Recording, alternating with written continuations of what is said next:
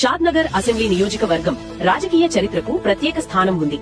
1952లో జరిగిన తొలి ఎన్నికల్లో బూర్గుల రామకృష్ణారావు కాంగ్రెస్ పార్టీ తరఫున శాసనసభ్యులుగా ఎన్నికయ్యారు.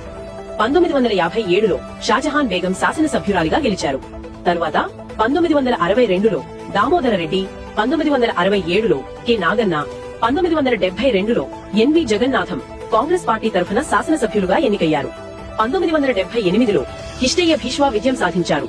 1985, 1989 మరియు 1999లో పి శంకర్రావు 3 సార్లు శాసనసభ్యులుగా ఎన్నికయ్యారు.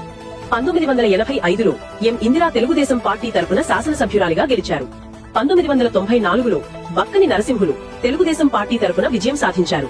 2004 మరియు 2009లో చౌలపల్లి ప్రతాప్ రెడ్డి కాంగ్రెస్ పార్టీ తరఫున వరుసగా 2 సార్లు శాసనసభ్యులుగా ఎన్నికయ్యారు.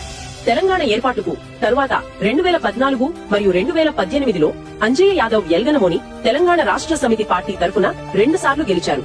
తాజాగా 2023 ఎన్నికల్లో వీర్లపల్లి శంకర్ కాంగ్రెస్ పార్టీ తరఫున విజయం సాధించి ప్రస్తుతం షాద్ నగర్ శాసనసభ్యులుగా కొనసాగుతున్నారు.